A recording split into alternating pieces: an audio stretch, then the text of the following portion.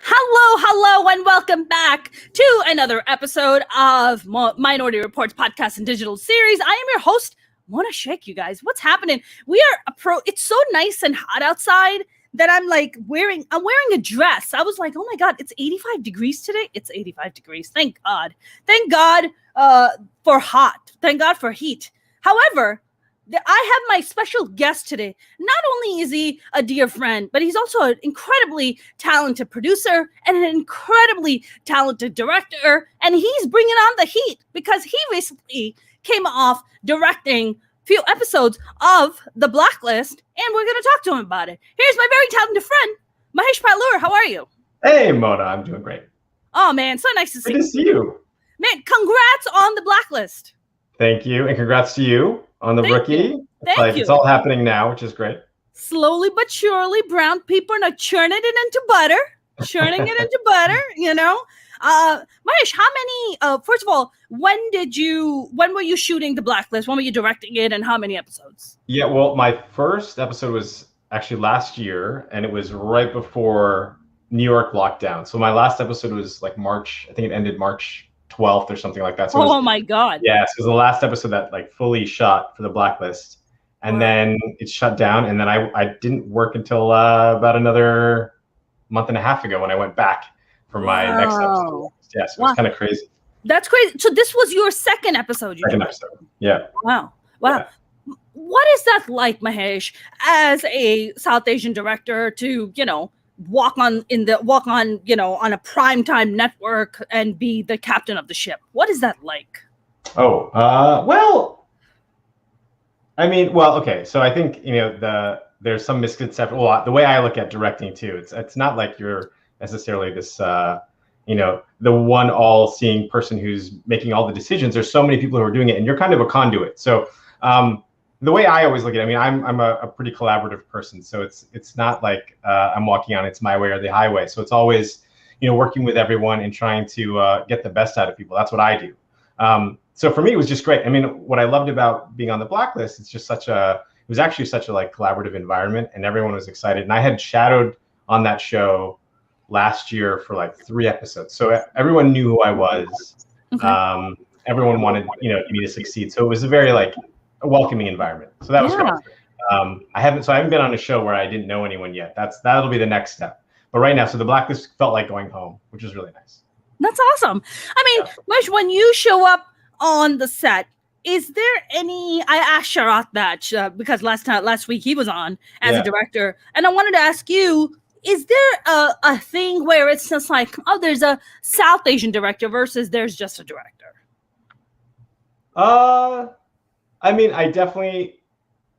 I think I feel something for sure. Mm-hmm. I think it's even my name. I'll notice that no one will want to say my name. Oh, interesting. And it takes a while, and then sort of people get used to it. But I think people just don't want to mispronounce it or whatever it is. Those kinds of things. But I noticed that. I'll know everyone's name. That's part of my job, right? Is to just know. So I call everyone's name out. But I notice they won't say my name back, which is always such an interesting thing. So there is that. But I think after once you start working and once you start a relationship with people, then everything kind of goes away. But the first, I think, perception. I think who is this person? Where did they come from? And I think sometimes right now is how did they get this job?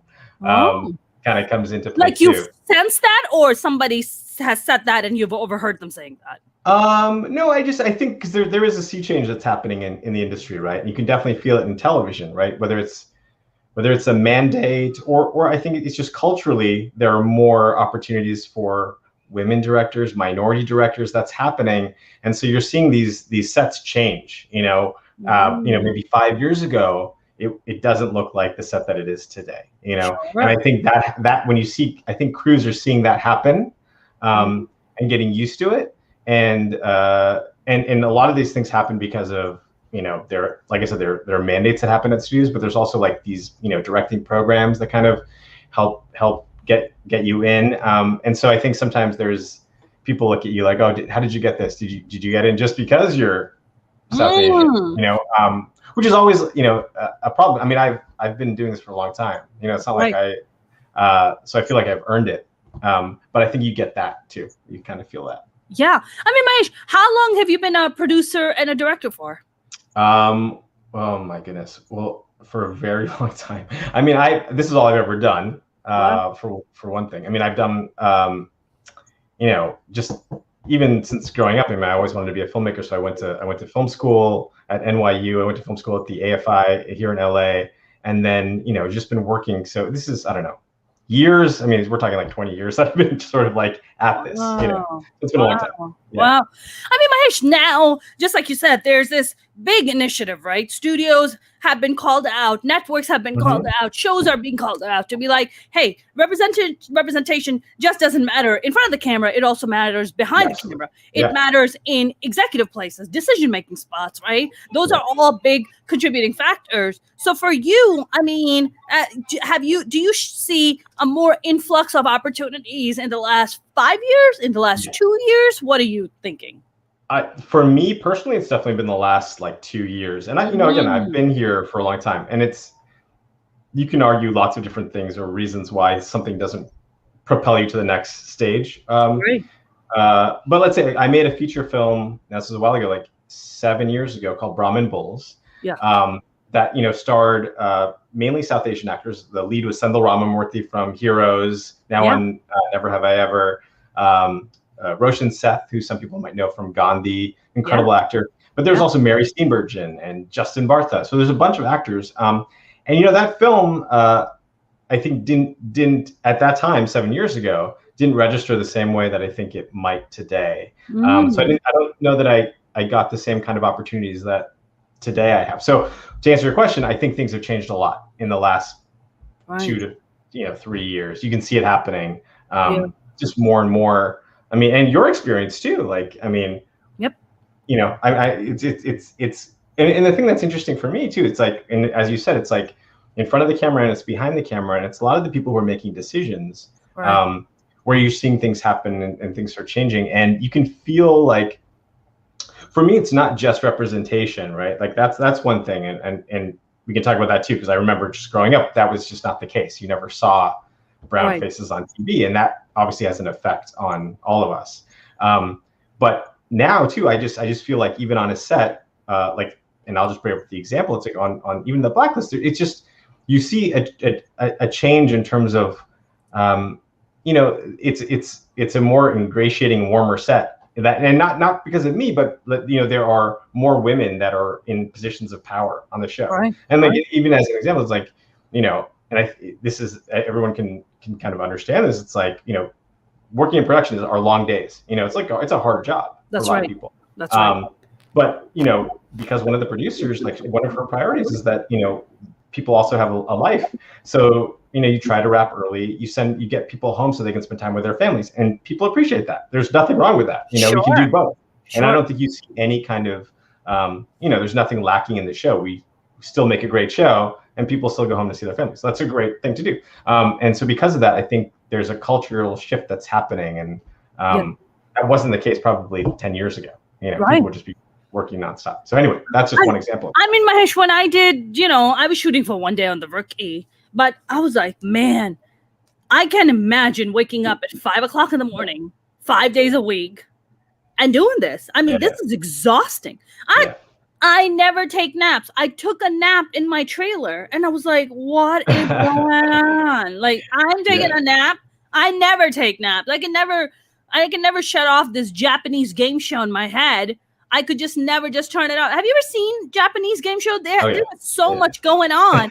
That's my brain, and I'm like, oh, I can see that. Yeah, that makes sense. Oh my God. And I was like, I was exhausted, and I was like, man, how do people do this? I mean, why would you work in production? I mean, this is exhausting. That's hard. Yeah. Mahesh, I was thinking about this, on screen, and when you see stuff on television or film, or like for you directing, episodes of the Blacklist, people see that and they're like, wow, that's a sexy job. Ooh, that's hot. That's sexy. But people don't really understand. Just like you said, 20 years got put in for you to go and get that gig, right? Yeah. I mean, I've been in this business for well over 15 years. It's taken me this long to start getting these breaks. Yeah. Like the behind the scenes is so unsexy that people get lost in the on-screen sexiness. Do you think? 100%, absolutely. Right? Yeah, I mean, it's a hard job, and it's a hard lifestyle. Like everything that we kind of go through, it is that roller coaster. Sometimes you're working, sometimes you're not, and you have to navigate that. That's right. And we're all dreamers, right?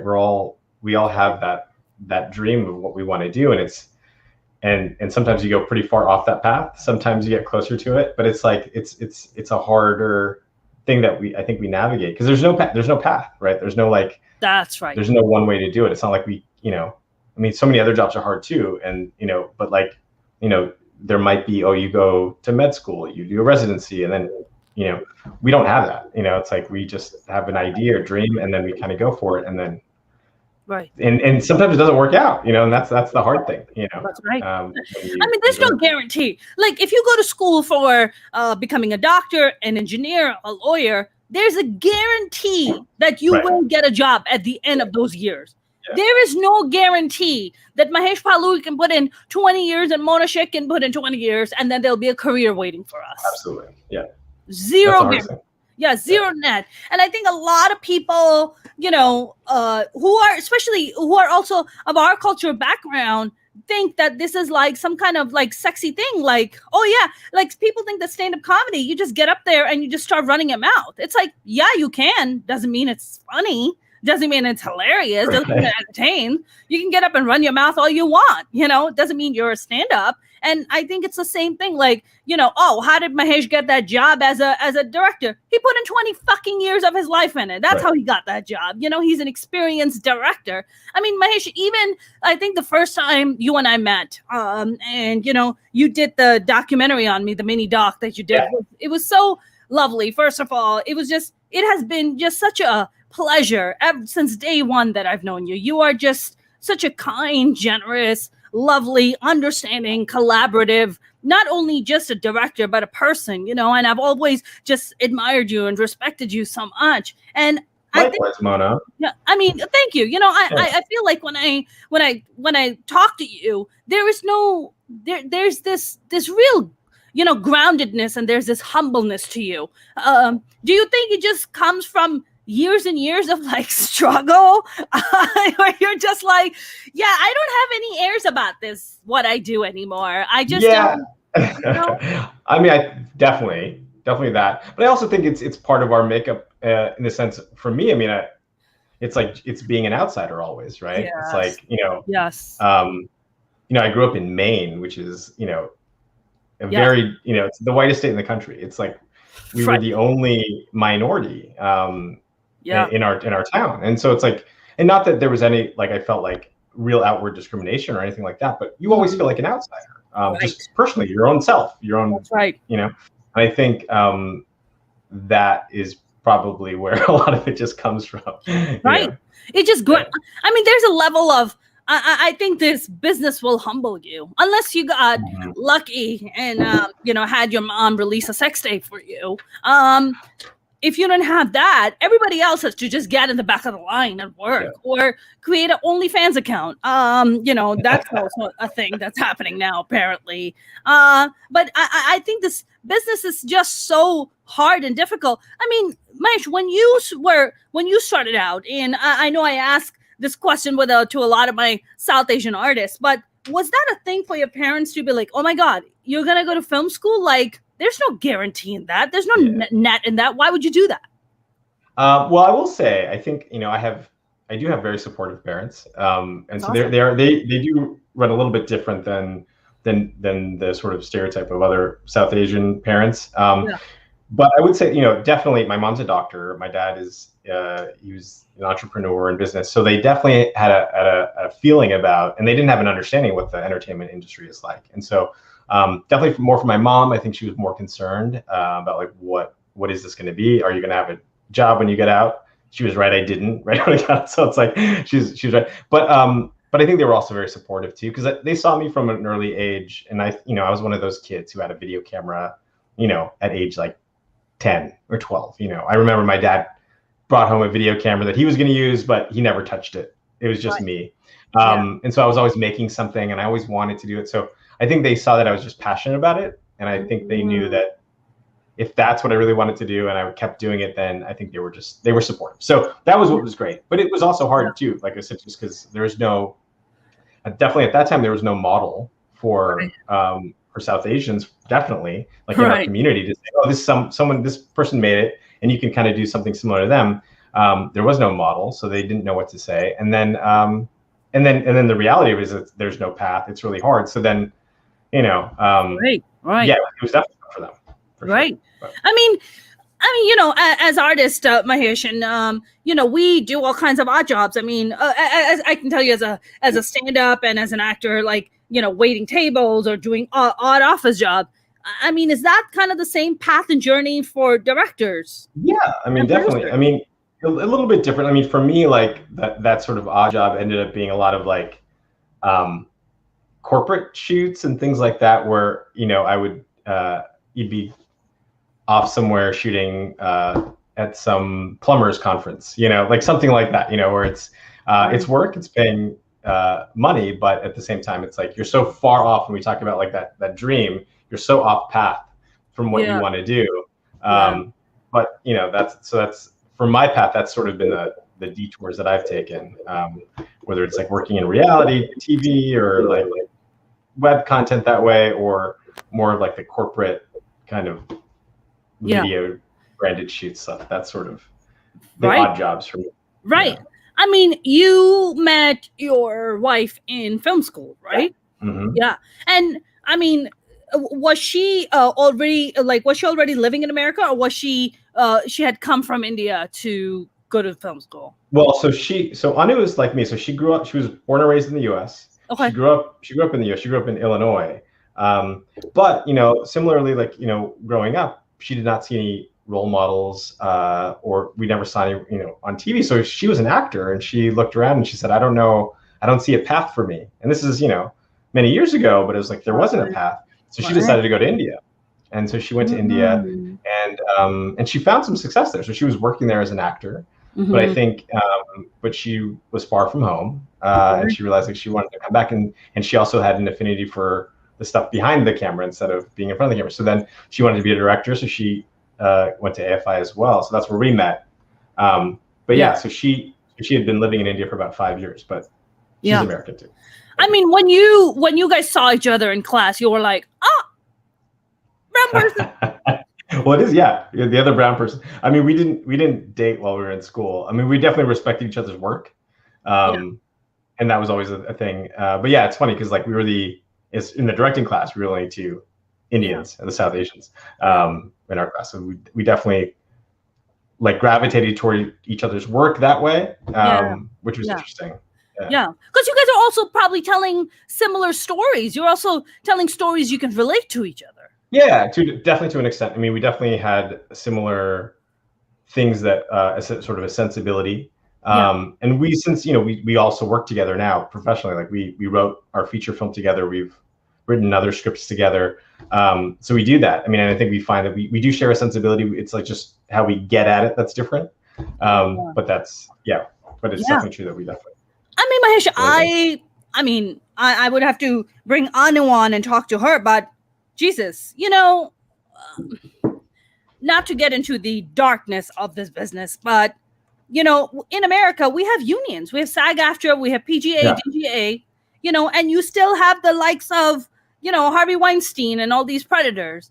I cannot imagine what it is like to be an actress in Bollywood where there are no unions, like whatsoever. There is like literally no protection for an actress. Like for an actor, you're a male, so maybe you have a little bit more of a protection. But as a female, you're like out just, like fending off fucking wolves. Like, has Anu ever talked to you about that?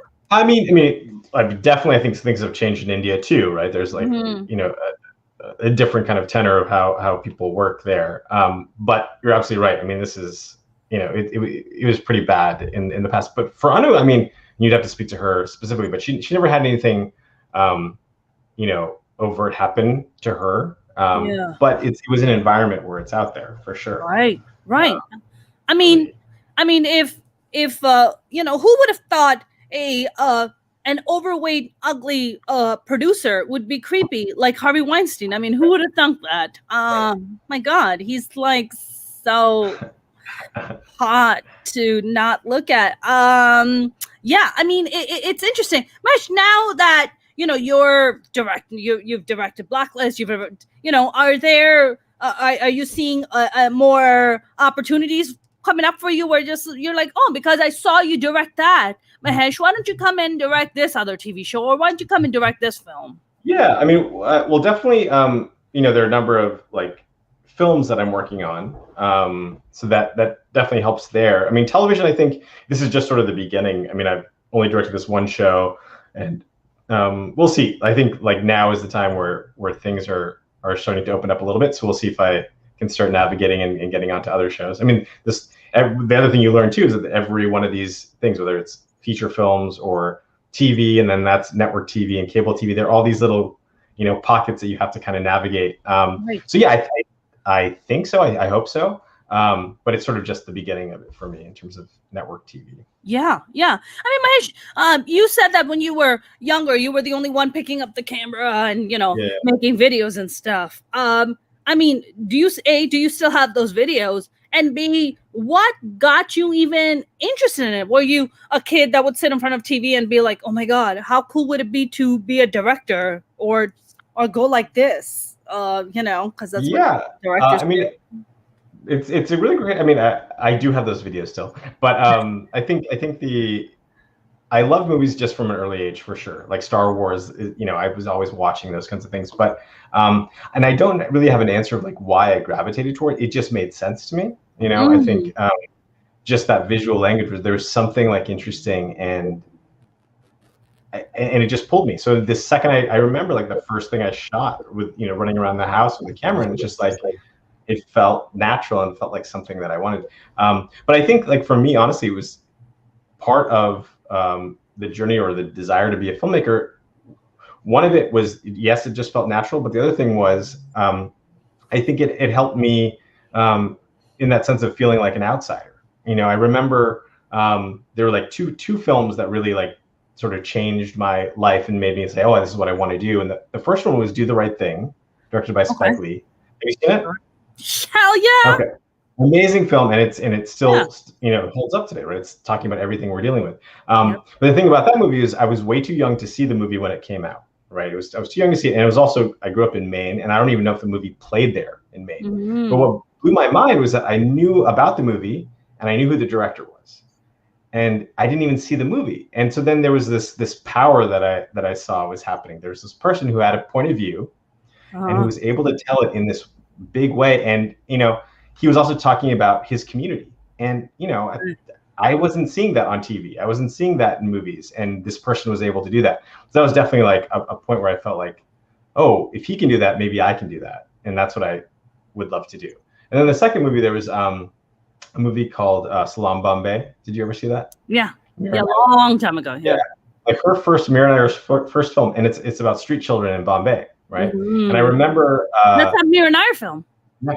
Yeah. And I remember it was like my high school English teacher that played it in our class, right? And it was so fascinating because, so it's a class, everyone's white except for me, and we're watching this movie about street children in Bombay in Hindi, right? And I remember watching it and feeling a connection to those characters on TV and looking around the room and realizing, you know, I felt more of a connection to them than I did to the people around me. And what's crazy about it is I did not grow up on the street in Bombay, right? I am so far removed from that. I grew up in a small town in Maine, right? So like my existence is completely different, but I still had an affinity and a connection to them.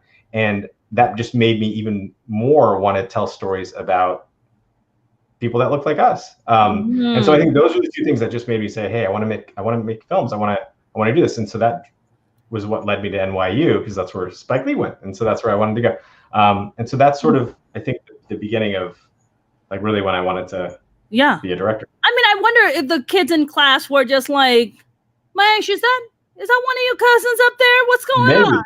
Maybe. I mean, yeah. I don't know. I don't know how they felt about it, but I was so moved by the story and the characters Yeah. But so much of it was that it was set in Bombay, and I had not seen characters that looked like me on screen, even though I was never a street kid in Bombay. But but seeing someone brown on TV was such a powerful thing. Yes. But then it just was like, okay, I think I want to do that. So that's what I've been doing and trying to do in my own personal work. Obviously not the Blacklist, but my personal work has always been about telling stories with South Asians.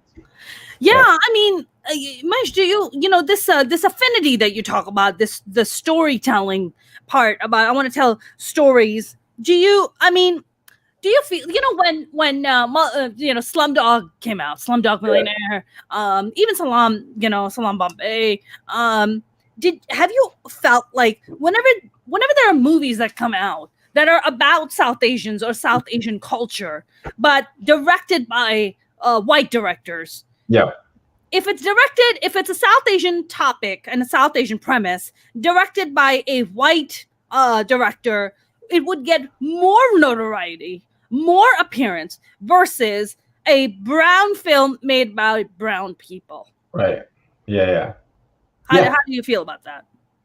Well, Slumdog's an interesting example because there's definitely that foreign gaze that happens, right? Which is an outsider looking at something versus someone who's on the inside. We're talking about being an outsider, and that Danny Boyle is definitely an outsider. He's coming in. And don't get me wrong, really well done movie. No, yeah, I love the movie. Really well done movie. Yeah. But it's definitely a different point of view looking at the story. And I mean, I don't know. Like it's hard to say. I mean, yes, that film, more people saw that movie because he was the one that made it. I will say this though. I think which has been interesting is just like watching Bollywood films and Western films. And for a long time, I think there really was because even for me, I didn't grow up watching Bollywood films. I watched Hollywood films. I watched American films. And so watching Bollywood films, I never totally connected, and I always wondered why. It's like, why can't I not connect to this? And then I realized that there's just it's a different language of cinema. It's just like, speaking English or Hindi or Urdu. It's a different way of telling a story. It's a different type of storytelling. Whether it's even the way it's shot, the music, anything about it, it's just a different language. And now things are changing. Now you see, because so many filmmakers in India have come to the U.S. or just watch. Everyone watches everything. That now that divide is changing, so you can watch stuff there now, or I do, that feels like my language or feels like a hybrid. Yes. And now it gets more exciting. And so like I watch things that I love coming out of India. That are not me too. Bollywood, Me too. Yes. Because they don't have the sing. Not that I love the singing, dancing numbers. Don't get me wrong. I love them. I grew up on them.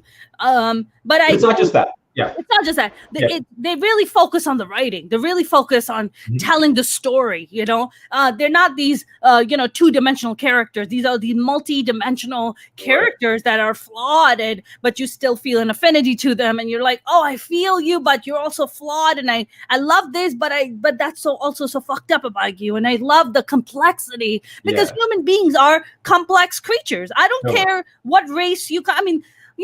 People always talk about like, being white or brown or black. But if you really just kind of do this aerial shot of humanity, it's just people going about trying to meet their needs. That's it.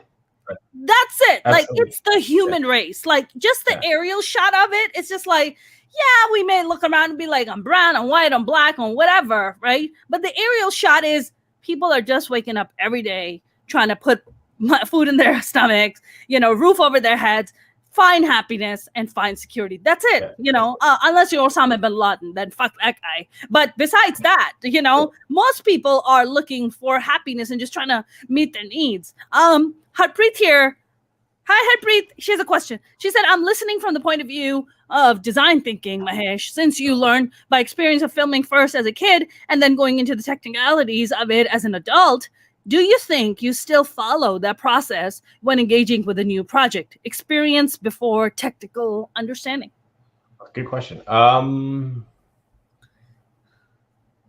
Yeah, I think so. I think it's always those things. You start out something just by trying, right? And it is just you learn by experience. Yeah. And then in my case, it's like you go let's like film school. I went to a lot of film school, and so you have like a sort of training of a craft, right? And so you learn that, and then the goal though after is to kind of forget about that craft and to kind of go back to the sort of the experience of it that you had growing up, even though now you have all these other tools underneath you. So right now that's my goal. It's like I don't want to like think about, oh, do we need to be in a close-up now or not?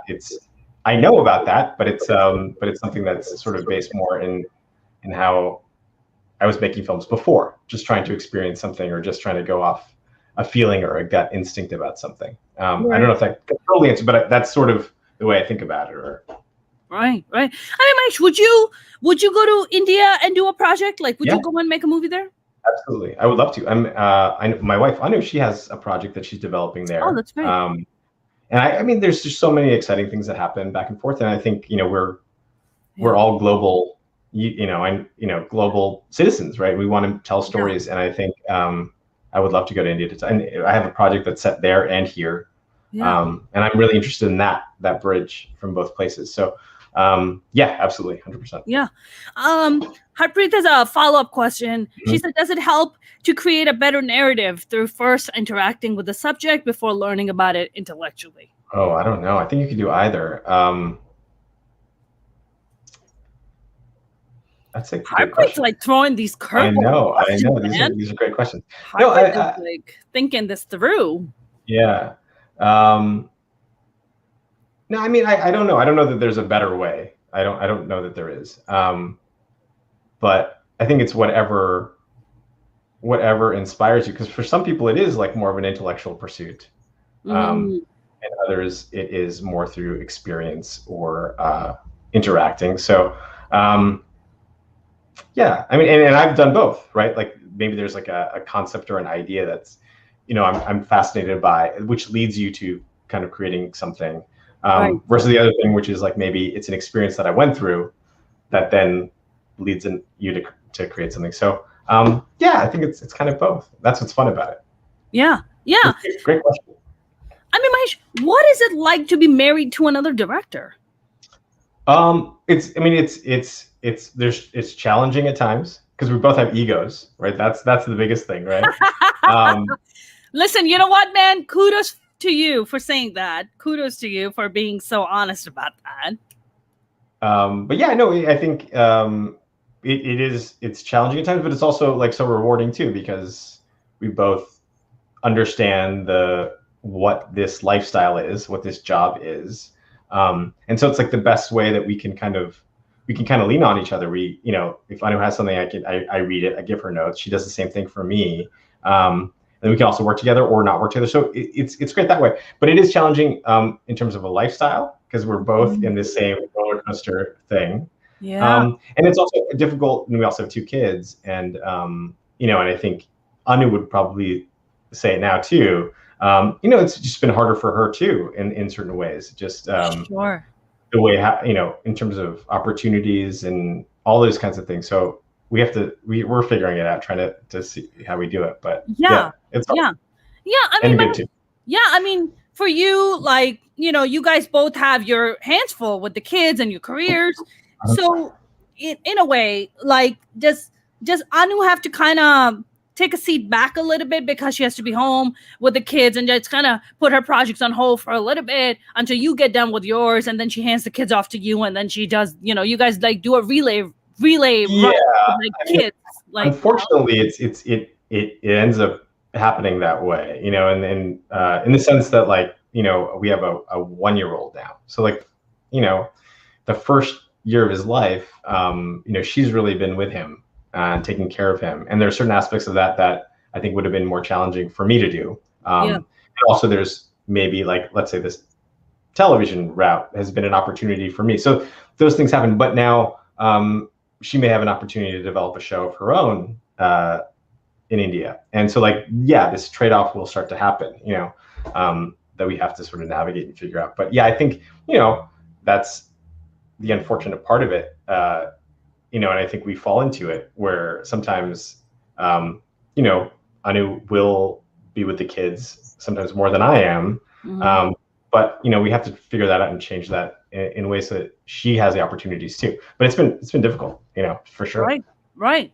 I mean, this business is so difficult as it is, and then adding the kids factor to it, it has its own sets of challenges. But then you ask yourself, you're like, I've asked myself this. I'm just like, do I want children or do I want happiness? I'm just kidding. I'm totally kidding. I'm totally kidding. I love kids. I really do. But I think for me as artists, especially as women, for us, we have a biological clock, right? My biological clock is going to stop ticking, pretty soon, right? I give it another 10 years as it's going to stop ticking, and that's fine. Let them fucking rot. Who cares? But, that being said, I mean, I think in terms of like where I sit, even as an actor, even as a stand-up comic, and I look at the opportunities that are given to a lot of, young male comics versus what will be given to me or offered to me, versus what will be offered to a white female comic versus what will be given to me. And I think in terms of, I'm just like, wow, like dudes can have kids till they're 85. So like, just wait it out. Like my ovaries are rotting now. Like let me achieve some kind of success so I can like pay for these friggin' diapers, because you can like have a child when you're like 90. So like let me have those opportunities. Am I wrong in thinking this, Mahesh? Well, I mean, no, you're not wrong.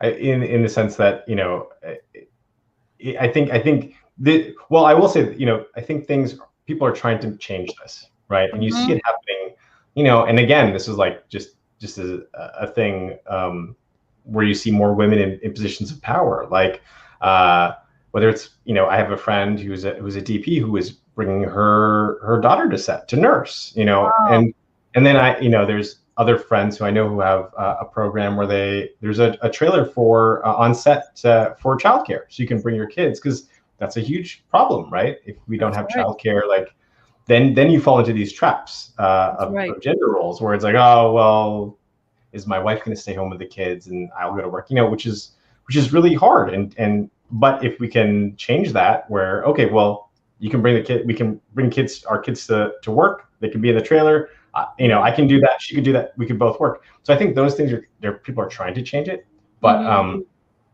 yeah, it's a big hurdle that is still out there. Yeah, I mean, I forget. I think it was Guardians of the Galaxy. Zoe Saldana was shooting it. Yeah, you know who she is, right? The actress. And she talked about it in an interview where she was like, "My agent went and had to go and fight for childcare. For the studio to pay for childcare." She's like, "How am I supposed to go to work as a working mom when I don't have childcare? Well, I mean, why should I have to pay out of pocket for it when I can just bring my kid on set with childcare, And it makes you happier. I mean, and I think that's the other thing. It's like, I think if we change that environment, whether it's on sets and things like that, I mean, it's better for everyone. And it's not just directors and actors. It's like the crew, like if you have more time with your family and you have more time, it's better for everybody. It's better for you as an artist. It's better for you. It's all those things. It's safer. It's all. I don't know why. Yeah, I think it has to change. It is moving in that direction very slowly. Yeah. But I think people realize that, but it'll only change when there are more women who are in positions of power, who are making these decisions. So that has to happen. And that will happen. But, Right. Harpreet has a question. She said, "Do you approach new projects with a focus on the question or problem to be solved? Or do you look at it as a way to present solutions that you want to disseminate? Looking at your completed projects, which ones were more impactful or met your objective? The problem, focused, or solution presentation?" Okay. Wow. These are extensive. These are great questions. I guess I don't approach it from if there's like a problem to solve. I guess I don't think of it that way. Sometimes I think, and maybe this is the same way to get at your question, but people talk about do you start with a theme when you work on a project, or does the theme come later? And for me, it's always later. I think about character and then circumstance and then actions, and then they define what the theme is, and then it's almost like they define what the quote unquote lesson is, or the or the solution to a problem. But I don't start usually with a problem, if that makes sense. So because your projects are very character driven. They're character, yeah. So that's true. So most of them are character driven. So that is definitely that. And those are the projects that I like too. So yeah, so that's sort of how I come to things.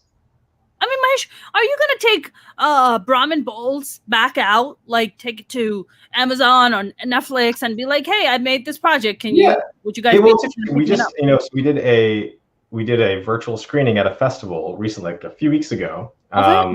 It's been a long time since we screened the movie. And it was sort of an interesting thing. It was like, 8 years since we made the movie, right? So, and we did like a virtual screening at this festival, South Asian Film Festival of America.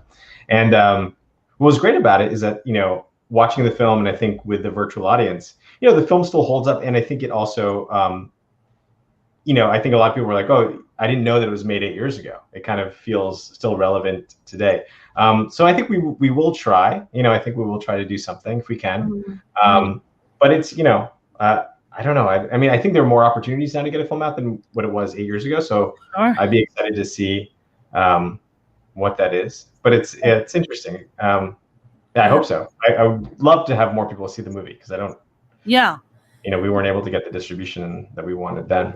Yeah. I mean, Mahesh, what is it like behind the scenes? Like being in your position, being a producer, director, like, is it supportive? Even among other South Asian directors and producers, are you guys very much like, hey, I'm working on this project. Hey, man, I'd like to come and work. Or, hey, let me connect you to so-and-so. Is it like that level of camaraderie? Because God knows on camera, it can get a little bit challenging, right? People get very competitive. People are like, oh, I don't want to tell this person. But what is it like behind the cameras? It's a little bit of both. But I think, again, this thing is changing. And I've noticed it happen where, like I've been doing this for a long time. And I feel like for a long time, I felt like, oh, I'm alone on this little island, and I'd look out and every once in a while I'd see someone else who's also South Asian. Let's say Sharth, right? Sharth's another one. We're the same age, and like he's on another island over there, and I think for a long time it was like this thing where we were kind of separate, trying to do some things, and then that can sometimes be competitive in the way that, like, oh, if they have an opportunity, then I'm not going to get an opportunity. That kind of feeling could happen. But I think the truth is that that's not really the reality.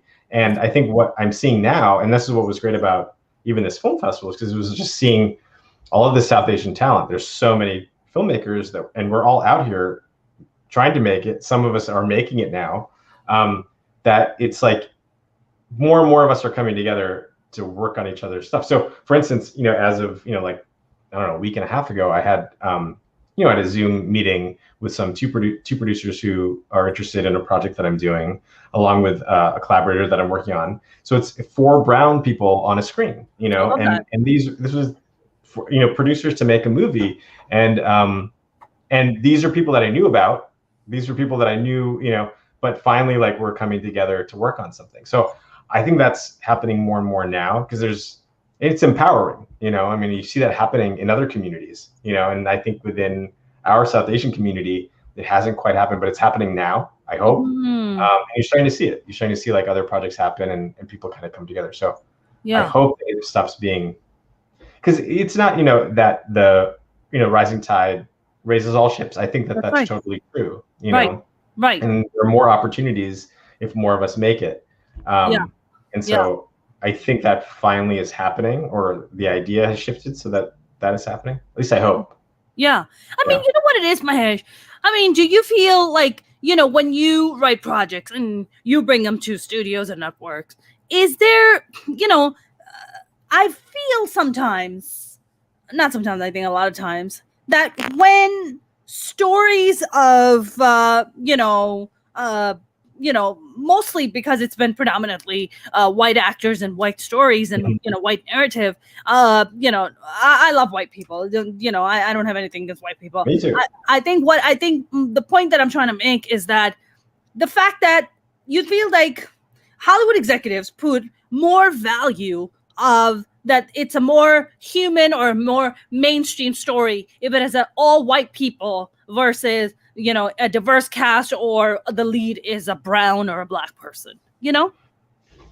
Yeah, I mean, I think that is changing, and that probably was the case for sure. 5-10 years ago, definitely. But now, and then you can argue like it comes down to money, so where are the audiences, who's watching stuff, and who's paying for it, and we're becoming. Look at Crazy Woke Asians, right? Yeah, we're like, oh, there's no money. Crazy Woke Asians like broke box Exactly. office, didn't it? It like made a shit ton of money. Exactly. Look at Black Panther, right? It's like any of these movies, Fast and all of a sudden Furious. the floodgates open. It's like, oh, there's an audience there. Okay, so That's now right. we can. So now that it follows the money, of course, but that Right. is happening. But it's also like you look in television, right? Over the last 5 to 7 years, you would see like in every show there is a South Asian character, right? They're always like a secondary or third character. They're not the main character. Sure. Even in the show about doctors, they are somewhere else on the side, right? They're not the main character. But why is that? And part of that is, well, there's a South Asian audience that's buying BMWs and Mercedes, so they're paying for that, right? And so now I think that's changing. You're going to see more and more, and you see it like with shows like Never Have I Ever, which is really popular. Sure. But Mindy had to create that. Listen, nobody was gonna give Mindy the Mindy Project. She totally made that happen. She worked. Yep. Mindy worked her ass off. I have so much respect for Mindy. I do too. She's incredible what she's done. No, but I think, and the only reason that she was able to even do something like Never Have I Ever and have this incredible brown cast in the show as well, I mean, that's because she built that for herself. No, absolutely, 100%. And she, she's like one of the people at the forefront, right? So it's the hardest thing for that, right? For her, she made that happen, and now it's, I wouldn't say easier, but there are avenues now for other people. I mean, and other people like Nisha Ganatra. I don't know if you know her. Love Nisha. She's like another. She's been at it for a long time, right? That's right. Now she's at a point where she can create shows. She can create, and she is, and so she's making shows with South Asians as leads, and studios are looking to her. So, it's not like they were the ones that like broke down these doors. They're the ones that are doing it. Yes. But yeah, but it is changing. I do think like now people are more receptive and more open to having stories that are diverse. I mean, let's say Brahmin Bulls. I remember like just going to pitch that kind of a movie, and it's Brahmin Bulls. I mean, other than the title, it's not an Indian film. It's a story about fathers and sons. It's about long lost loves. It's very universal. It's set in LA. So there's nothing like specifically Indian about it, other than the fact that the leads are Indian. Sure. But that was like definitely like if you went to pitch to someone, why do they have to be Indian? That was like a main question. And the truth was like, well, they don't have to be, but they are. That's reality. But I guess the same question could be posed then: why does the lead of that show has to be white? Totally. Yeah. Well, I mean, it goes both ways, right? Yeah. And that's what's changing now. Is I think, and even a flip, I think they want it. And again, that is following maybe the money or the time, but it is now. There's like there better be, someone who's diverse in the cast, but hopefully now the shift is even not just as a secondary character or a third character. It's now the lead. Yeah. I hope do you think Mahesh, it has something to do with? I mean, I think it definitely stereotypes definitely play a role in it. However, do you think there's also this thing where all brown people are this way? They're just all these people, all black people are this way, all brown people are this way, all Asian people are this way. So it removes that individuality. Totally. So then you're just like, oh, every brown person love spicy food. Well, I have tons of brown people who don't like spicy food, right? This is a stupid, silly topical example. But do you think it has to do with not looking at us as individuals and recognizing our humanity rather than lumping us and brushing us with one giant stroke? 100%. That's exactly what it is. Until you move beyond that, then it becomes stereotypical, right? That's what we, have seen for so long. But yeah, we're not a monolith. I mean, like, I didn't know very many Indians from Maine. We're all individuals. We're all very different. I mean, your story, Mona, is so different from, it's like, and I think that's hopefully, and hopefully that's what we get to. I think we're starting to see that more and more with South Asian films, Asian films. It's like moving beyond stereotypes for sure. Right. And now we're becoming more individuals, more people. Yeah. James has a question. He said, was the episode Mahesh directed the one that was interrupted by the lockdown and they used animation to fill in missing scenes, or the previous one? Good question, James. Yeah. No, my episode was what happened was my episode was the last episode to fully film. But it was an episode that was a little bit different from the main narrative of the story. So they couldn't use it as the finale.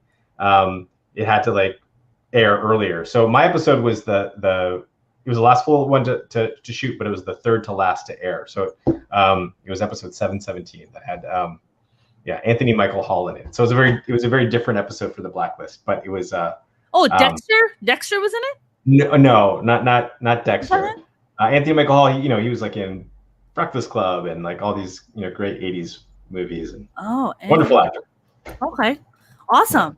I mean, do you ever get kind of starstruck when you get on and you're just like, oh my God, I grew up watching this guy and now I have to direct him. This is madness. Well, even, so James Spader, I love James Spader. He's an amazing actor, and he's been great that I love. So it's interesting to be on something. It's intimidating at first because you're like, well, he knows what he's doing. He's been around for a long time. Am I going to be able to give him any notes? But then, you realize pretty quickly, though, it's like, as long as for me, it's as long as I'm engaged in the story and I'm coming from the story perspective. I mean, that's what everyone wants, and that's what everyone wants to make a better episode, a better show. I mean, he was totally receptive to me. We had great conversations, and so then, that intimidation quickly goes out the window. But definitely at first, because you're like, oh, what am I going to say to this guy? Right? He's great. He's been around doing this for a lot longer than I have. Yeah, and he knows that character way better than I do. What am I going to say to him? But but then you find the language, and then there are things that help.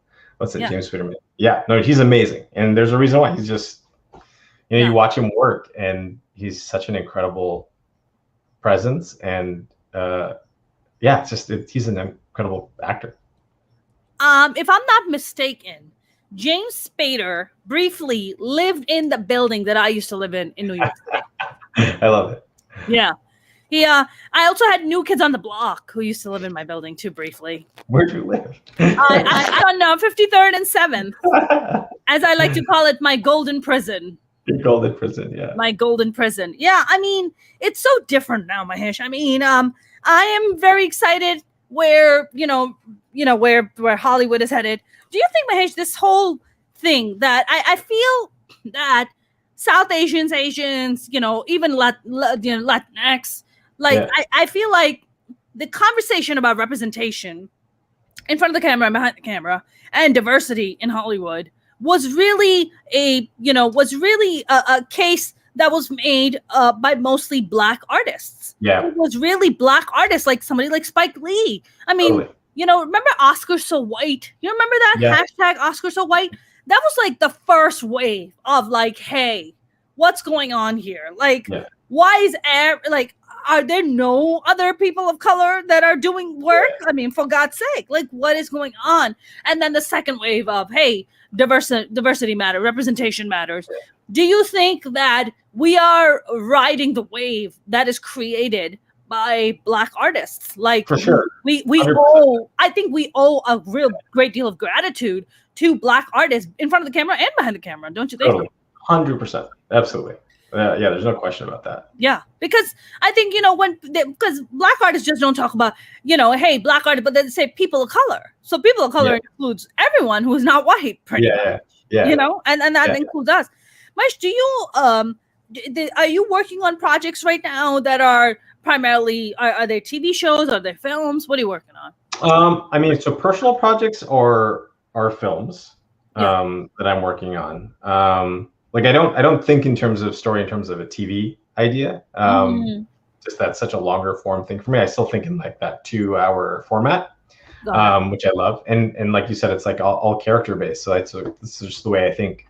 So that's what I'm working on. I have 3 different projects that are just all movies, and they all have South Asians in it. That's like the right, which is beautiful. Yeah. Are you gonna go and are you gonna fund it out of your pocket, or are you gonna go get some production team? Oh, hopefully not. No, I mean, this one project that I'm really excited by. I hope it's a timely story. It's about a hate crime that happened, which is based on a true story. So I think it's a timely story. It's a story that I think needs to be told now, and I think we are going to be able to get people interested. But we're just starting to go out now to get people involved. So. Yeah. But I can't fund it. I can't do that. I mean, it's so expensive to try to go and fund your own project. I mean, movies are so expensive. They're so expensive. It's like, what am I gonna sell my house just to friggin' make this movie? That's ridiculous. What am I? I've been making Francis Ford Coppola. What am I? I said, exactly. what am I? Francis Ford Coppola. What am I? Yeah, no, it's your. I mean, I do. I've made a few short films recently. Which in just a way to refresh myself, just to have fun again. And those are completely no budget. I shoot it myself. So it is going back to me being 12 years old, where I just run around with a camera. And that's been really rewarding and fun. But yeah, I couldn't fund a real production. That would be. I mean, it's ridiculous what it would cost out of pocket. Harpreet has another question. She says, as a design education practitioner, I'm taking advantage of access to Mahesh's time, so hope it's not annoying. No, not annoying. Do you have a formula or parameters emerged through experience and that you rely on as a foundation for any new film initiative? Share some of those elements of comfort zone. Harpreet is channeling Christian Amanpour right now. Yeah. Do I have any? These are fucking grad school questions, dude. These are. Jesus. I think I'm getting a grad degree right after. I know. I need to get some honorary Mona Shake. I'm gonna have a certificate ready for you. I'm gonna write this out. Do I have? Well, I don't think I do. Parameters, other than something has to move me, right? That's the main thing, I think. And if I'm getting the question, if I'm understanding it correctly, but it's okay, you're probably in a bag of do you have a formula of parameters emerged through experience and that you rely on as a foundation for any new film initiative? Share some of those elements of comfort zone. Yeah, I mean, I don't. I'll take. The questions no. I'll take 500 for comfort zone, please. No, but I don't think there is. I don't think there's any sort of parameters or things a formula that I use. I mean, a lot of things happen for me, just as far as ideas, things that I read, whether it's so there's I guess there's 3 things, right? There's books and stories that I read. There's real life things that happen that I see or read about, and then there's personal experience, right? So I guess those are the 3 things. And I don't know. It's whatever story kind of moves me. And it's interesting too. It's always the thing that you kind of keep coming back to. It takes a long time to make movies or come up with things. And Moni, this, it takes years. And so, and I always have a logbook of ideas and things. And it's always the things that kind of keep coming back to, even 5 years later. And it's oh, that's still around. That's something I'm still thinking about. And so if there's any formula or parameter, I guess maybe it's that. It's just kind of a, right. Kind of what are the things that keep sticking around in your head and get you excited? So, right. I mean, Mahesh, are you very big on? Do you consider yourself more of a drama director or a comedy, or it doesn't matter to you? I mean, I feel more drama, or dramedy. I mean, I think because definitely, I think with drama, you have to have comedy too, right? There's no, Yeah. if something is dramatic, then you also need comedic moments. So there's a balance between the two. But am I like a broad comedy person? No, definitely not. I don't think I'm cut out for that. Yeah. But definitely like more drama or dramedy, I think is where I kind of Right. lay. Yeah. I mean, Mahesh, do you feel I think I'm gonna bring it back and ask you, I've had female director friends on the live stream here. And they've told me that some actors give them a hard time. They straight up just give them a hard time because they're female directors. Yeah. I had one female director tell me when she showed up, they directed her to the arts and crafts table because they thought that she was the arts and crafts person. Yeah. She was like, "No, I'm the fucking director." Like, what the hell? Yeah, that's awful. Is that something like you as a South Asian director? Do you experience something like that where they're like, "Oh, hey, we needed some IT help. Yeah, come this way." You're like, I'm not the IT help. I'm the director.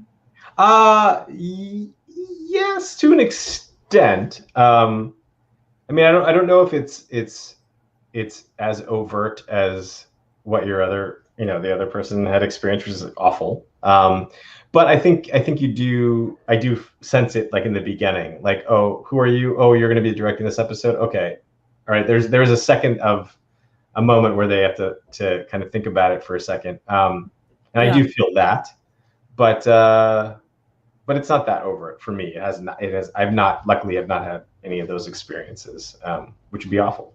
Right. I mean, it just I think I mean in comedy, I mean it's pretty much for women. It's kind of everywhere. What about your wife? Has Anu ever, as a director, come home and just be really pissed off about something and be like, "I cannot believe"? I mean, she's definitely experienced things that I've never had to experience before.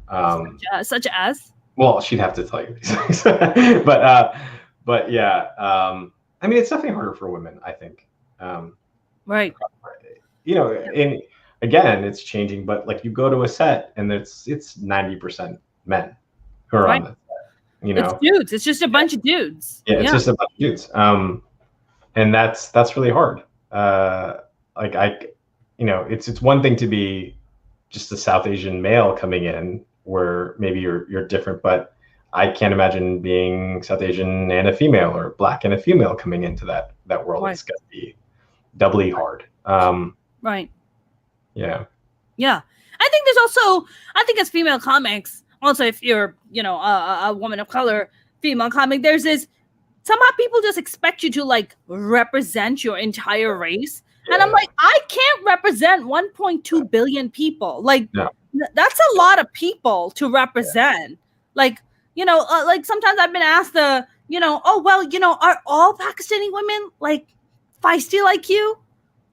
I don't fucking know. I don't even know all the Pakistani women. Like, why are you asking me this? I don't know, I don't know. Or being weirdly like fetishized in a way where you're just like, what? Yeah. Huh? It's just it's different. I don't know. It's different, Mahesh. It's very different. The documentary that you did on me, which was lovely, and we had such a great time. We went to San Diego, and you taped me, and we talked about. This is when Trump had just come into power, right? That's right. Yeah. This is the Trump tragedy era, and you and I liked. I mean. What was fascinating about that, Mahesh, and I think I had mentioned to you my experience when the film was the doc was being showcased at a certain festival in San Francisco, where I had encountered two South Asian male comics who couldn't stand the fact that I also had a documentary in addition to them. And they just felt that, somehow my documentary was threatening their documentary. That's crazy. Which is insane. I mean, one of them, referred to me as a whore to my face while I was there. Tushar Singh. And the other one, fuck that guy. And the other one, was also making, demeaning remarks. I mean, Mahesh, is that something that you've ever experienced in your career, ever, where somebody has just, and it doesn't matter if they're whether of the same race as you or somebody of the opposite race, come and be so overtly disrespectful to your face like that. No, nothing like that. I mean, that's crazy. That's crazy that you had to experience that. Yeah, I mean, I think it's kind of, it's interesting, that even that we're in America, and even though these are supposed to be like woke guys, that they would behave such way, Yeah. I mean, what are your thoughts on Priyanka Chopra? Like, Priyanka is here, she's a white tiger. I don't know if you got a chance to watch it. Yeah, and I watched it. I thought the lead actor is amazing. I thought the story was fabulous. And I think what was amazing was after I watched it, and I was like, wow, this guy, without giving it away, this dude does some horrific things, but you still root for him. That is strange. Like, you're doing, like, they just really hook you into this character. It's a very character-driven project, don't you think? Yeah, absolutely. I love that movie. I thought it was great. For everything you said, And what's interesting about that movie too, it's directed by Ramin Barani, who's Iranian American. That's right. I mean, he went to college with Arvind Adiga, the writer of the book. So they've been friends for a long time. Even the book is dedicated to Ramin Barani. So they've known each other for a long time.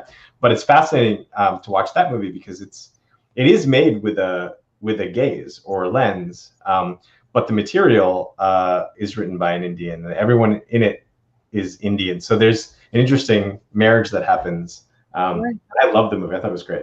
Yeah. I mean, not that, I think Priyanka executive produced it. She's in it as well. A lot of people do this thing where they're just like, oh, now Priyanka Chopra is here, so there'll be more doors that will open. There'll be more opportunities. Is that the case, Mahesh?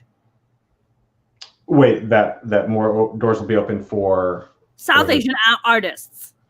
Yeah, I think so. I mean, again, it's and those are the people, whether it's Mindy Kaling or whoever who's opening up those doors. I mean, it makes it more accepting, right? So I do think so. I do think Priyanka Chopra now, she's a brand. She has power. She can get movies made or TV shows made, and she's earned that. And so yeah, I think her being able to do that and create more opportunities for other South Asians, and she has, there's a movie on Amazon called Evil Eye. That's Rajiv and Alan Dasani. Yeah, and so she allowed that or she made that opportunity happen too, and so that's opening more doors for other, South Asian artists and creators. So yeah, I think having her in a position of power, more people like her, it's just going to change everything. Yeah. I'm always fascinated by, I come across South Asians who just don't like Priyanka Chopra, and it fascinates me. I think what fascinates me is like, whether you love her or hate her, you can't deny the fact that she has put, Desis or South Asians on the map in a very, very big way, because she came with this star power from India where, something that Mahesh, that you have been struggling for 20 years, I've been struggling for such a long time, we would never be given that kind of platform. No. But it's only because she came with millions of followers to America that she was even given that level of, status.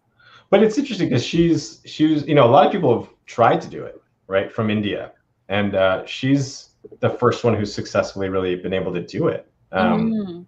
There really hasn't, there hasn't been anyone else. I mean, I don't know Priyanka's exact. I think she grew up here in the U.S. too, didn't she? I think she was born in India, but she grew up here. She went to high school here, and then she went back. And then went back, yeah.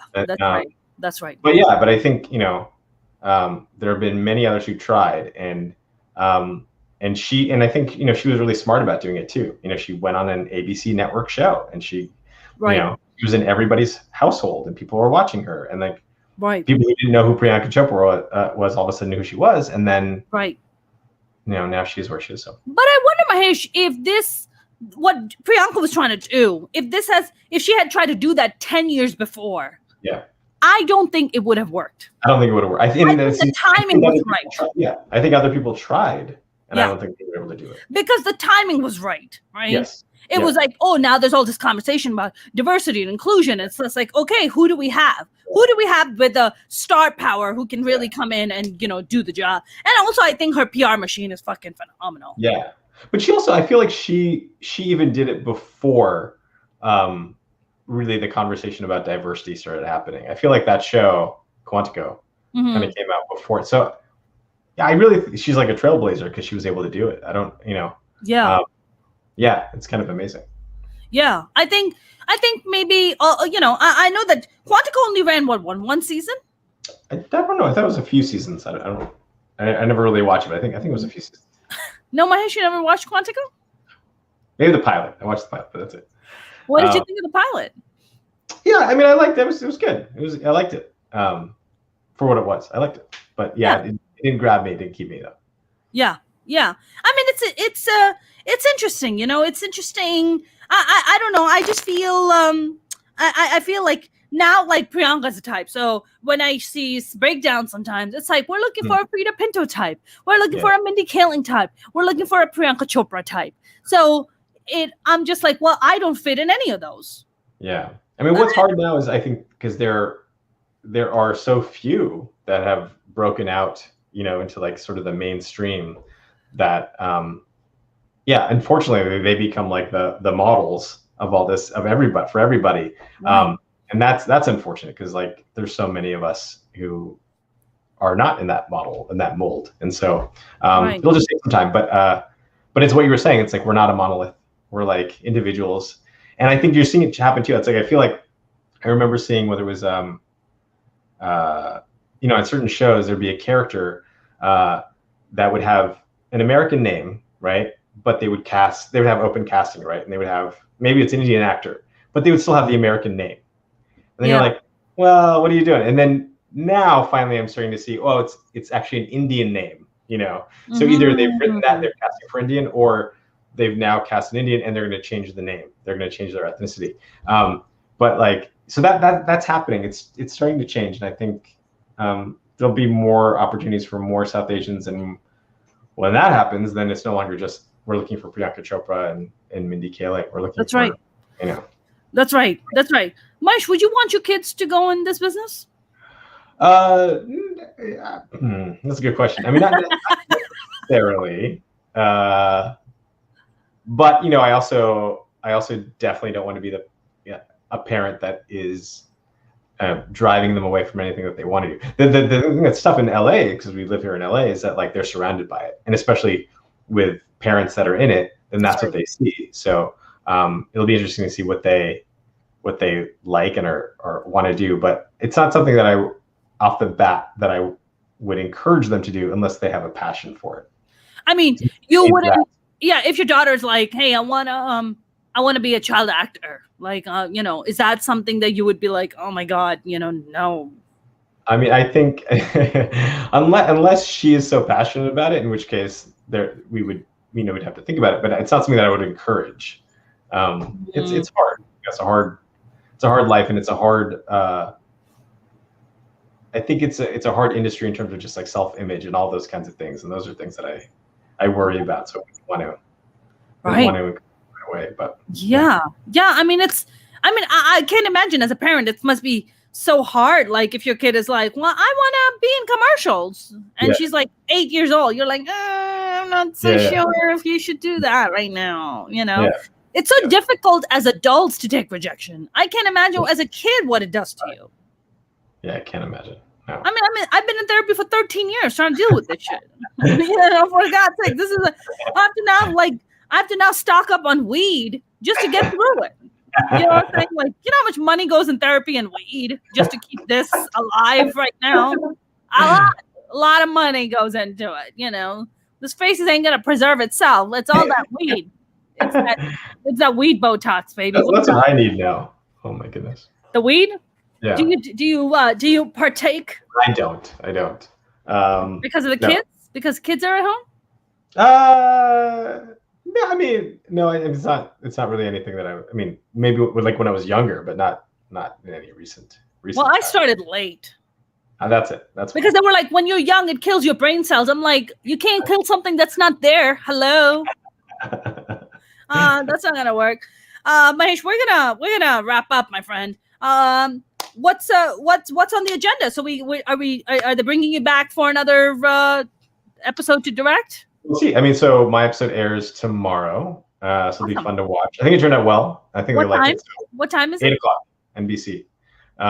Awesome. So hopefully I go back for another episode. But then I'm just looking to see, like, hopefully this leads to more opportunities in TV, and then I have some features that I'm really excited by. So I'm hoping that this year I get to make another one. Yeah. Oh, thank you. That was really nice. Okay. Yeah, Harpreet is great. Mahesh, do you like people to follow you on social media at all? Are you a social media person at all, or? Sort of.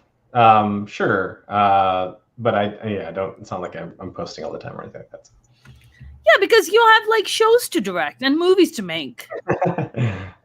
Do you like people to follow you, or no pressure if you don't? No, it's totally fine. Not that I really post that much, other than my kids. So if you want to see my kids, that's the good way. And where can they follow you, on Facebook or where? Facebook or Instagram or Twitter. I still have a Twitter account. That's right, you do. I tagged you on Mahesh Pailoor. Yeah. Did you? Yeah. See, like I'm still. Yeah. Yeah. I tagged you there, but I understand you don't really use it much. But yeah, I totally tagged you there. I totally tagged you. Mahesh, this was a great conversation, my friend. Thank you very much for coming on. It's good to see you. I'm glad we could. Man, always great to see you. I am fully vaccinated. Did you get vaccinated yet? Half. Yeah. I am fully. But that's awesome. Congrats. Wait, as of today? Still a little sore. No, it's been 2 weeks already. Nice. So you're like in the clear.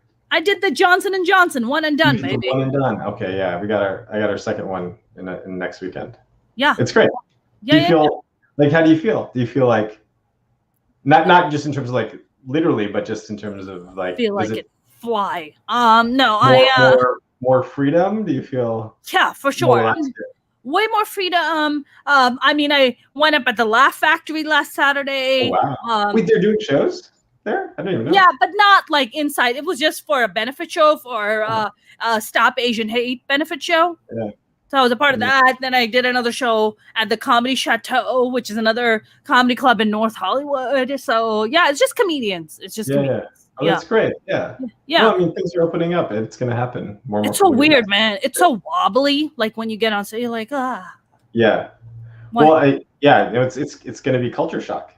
Yeah. It's so like you just get up there, you're like, I don't know how to do comedy. You're just. I mean, you're used to this now. It's like we're just going to chat over. Yeah, I'm just like, why can't I do comedy in my pajamas now? Like, why do I have to take a shower and show up for this? This is bullshit. You're like just so spoiled. Mahesh, I hope to see you and the kids soon. I know. It's great. All right, Mona, we will. All right, my friend. Almost there. Thank you very much. Give my love to your kids. All right. And the wife. Take care. Thank you. Thanks.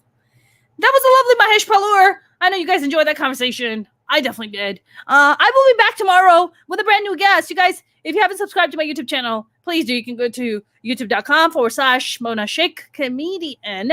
Same for Facebook and for TikTok. Although I need to post more on TikTok. And also on Instagram and Twitter at Mona's Comedy. I'll be back tomorrow with a brand new guest. Have a good evening. Thank you very much for tuning in. Have a good night.